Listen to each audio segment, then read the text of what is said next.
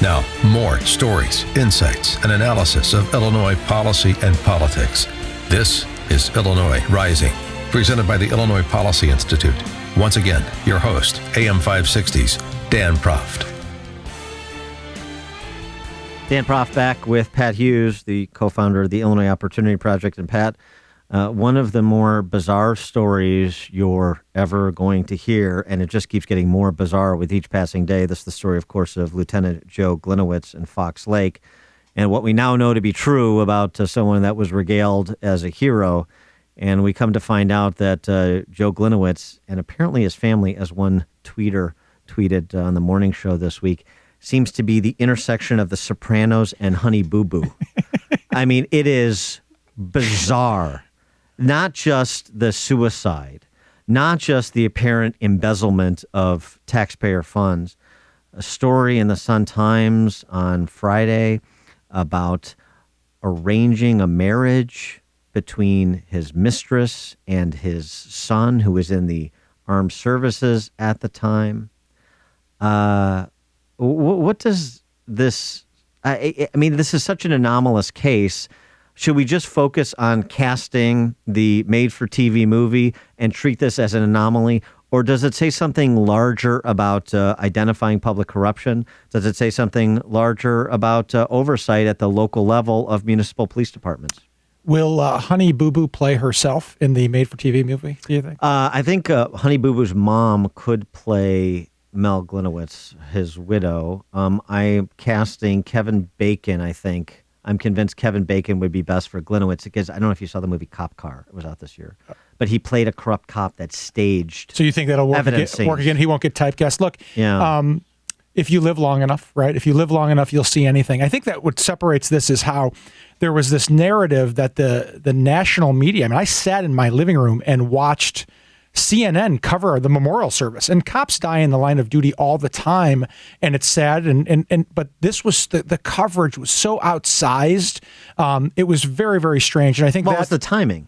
This was the time. Well, with Ferguson and with Baltimore and also the deputy sheriff that was assassinated at a gas station in Houston, and all just the climate that's in part been exacerbated by professional agitators like Black Lives Matter and you know, just kind of your standard issue leftists, this antagonism towards police. And so you have people that are rallying to respond and defend police officers, the majority of whom are good, decent public servants.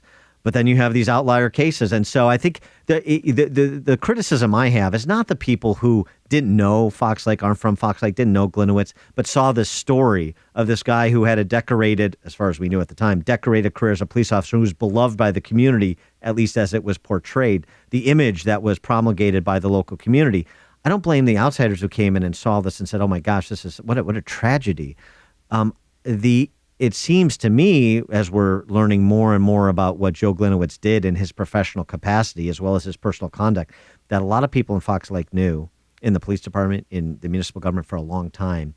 And I don't want to say they covered it up, but they certainly didn't bring it public. And they didn't bring it public when all of this coverage you're describing was going on, which is, you know, and it kind of exacerbates the sin. Yeah, it does. And when you wipe away sort of the sensationalism of the story and the made-for-TV quality, what you have is an ongoing structural problem, right? Which is someone who is, you know, in a position of power, is able to use his position in government ostensibly for particular power, and you have corruption attached to it. This was sensationalized, but it just shows what's an ongoing problem in local municipalities like Fox Lake or in Dixon, where that lady stole $65 million.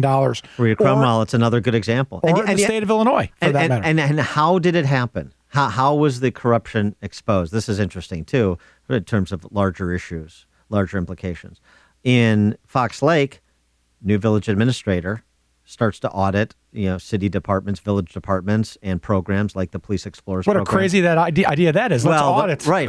So it's a fresh set of eyes doing what you should do, kind of the annual auditing of operations. And she starts to ask uncomfortable questions. And Joe Gliniewicz starts to apparently go off the rails, talking about, as messages that were uncovered, a hitman, talking, the Pick her Volo, up for DUI. right, planting evidence. He had cocaine in his desk, ostensibly perhaps to plant evidence on her. The Volo bog, make her disappear.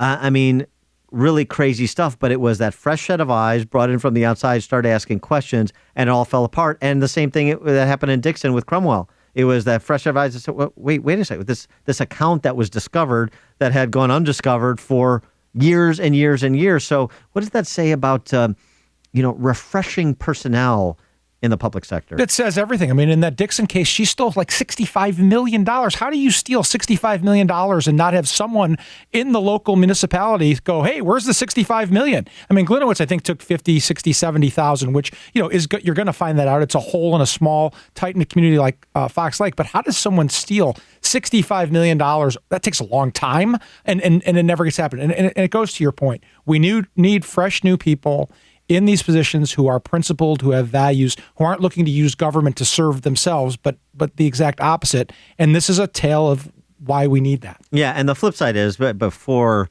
we get too far afield extrapolating from this unbelievable case to make some kind of comment about police more generally, let's remember that it was the Lake County Major Crimes Task Force police officers and those with a background in policing that put together this report that unearthed all of this. We have an ongoing investigation that is now looking at family members in the Glenowitz family, maybe others we don't know. So it's also police and law enforcement that are rectifying whatever was going on with Glenowitz and Fox Lake.